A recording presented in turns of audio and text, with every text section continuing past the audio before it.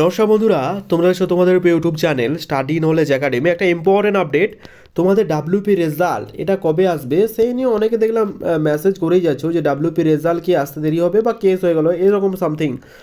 তো আজকে আলোচনা করবো ডাব্লিউপি রেজাল্ট কবে আসবে এবং তোমাদের যেটা আপডেট ছিল যে ভোটের আগে এসআইয়ের ভ্যাকেন্সি আসবে কিনা, সাব ইন্সপেক্টর ভ্যাকেন্সি আসবে কিনা, যেটা আপডেট প্রোভাইড করেছিলাম সেই সমস্ত কিছু আলোচনা থাকবে আজকের ভিডিওর মাধ্যমে। কাজে ভিডিওটা অত্যন্ত ইম্পর্টেন্ট, স্কিপ না করে শেষ পর্যন্ত দেখো, কথাগুলো মন দিয়ে শুনো, আশা করছি একটু হলেও উপকার আসবে। ভিডিও শুরু আগে প্রথমত এবার রিকোয়েস্ট, তোমরা ভিডিও দেখছো লাইক করো, চ্যানেলটা সাবস্ক্রাইব করে দিও। টিন নাও যারা টেলিগ্রাম চ্যানেল যুক্ত হয়নি, লিঙ্ক তার ডিসক্রিপশন দুজন না, কারণ ছোটো বড় আপডেটগুলো ফার্স্ট আমরা টেলিগ্রাম চ্যানেল প্রোভাইড করে রাখি। তা আনে request to join Telegram group, description দিয়ে দিল, চেক আউট করে নিও। তো চলো দেখে নেওয়া যাক। দেখতে পাচ্ছ এখন আমি আছি wp.gov.in এর অফিসিয়াল ওয়েবসাইটে। এই অফিসিয়াল ওয়েবসাইটে আসার পর তুমি যদি রিক্রুটমেন্ট সেকশনে যাও, দেখবে অ্যাজ সাচ নতুন রিলেটেড নোটিফিকেশন রিলেটেড কোনো নোটিশ তুমি দেখতে পাবে না। কারণ কি? কারণ এসআই ডাব্লিউপি এসআইয়ের যে ভ্যাকেন্সি আসার কথা ছিল ভোটের আগে, সেটা কিন্তু আর আসছে না। আই রিপিট, ভোটের আগে যে এসআইয়ের ভ্যাকেন্সি আসার কথা ছিল ওটা কিন্তু আর আসছে না, ওটা কিন্তু পিছিয়ে গেল। কবে আসবে না, ভোটের পর তোমরা কিন্তু নোটিফিকেশান দেখতে পারবে। এসআই অ্যাজ ইউজুয়াল, তোমাদের কনস্টেবলেরও নোটিফিকেশান তুমি কিন্তু অ্যাজ ইউজুয়াল একসাথে দেখতে পাবে। এবার তোমাদের যেটা বলার কথা সেটা হচ্ছে যে কনস্টেবলের রেজাল্ট, ডাব্লিউপি কনস্টেবল 2023, ঠিক আছে, এই রেজাল্টটা আটকে এলো কেন?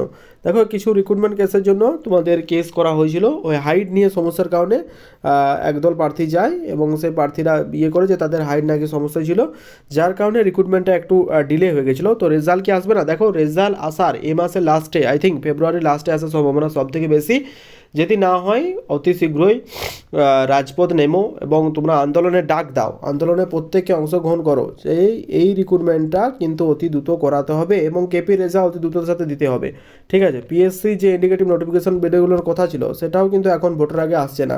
চারদিকেই কিন্তু আর স্টেট গভর্নমেন্টের অবস্থা খুবই খারাপ, ঠিক আছে, যেটি আমি ওয়েস্ট বেঙ্গল গভর্নমেন্ট বলি, তো অবস্থা অত্যন্তই খারাপ। তো দেখা যাক কী হয়, জানি না কী হবে। তো আশা করছি যদি রেজাল্ট এই মাসের মধ্যে না দেয়, বৃহত্তর আন্দোলন হবে, তোমরা পাশে থেকো, ঠিক আছে। কিছুদিন আগে পিএসসিতে অভিযান করা হয়েছিল, পিএসসি অভিযানের আপডেট আমি অলরেডি ভিডিও করে দিয়েছি।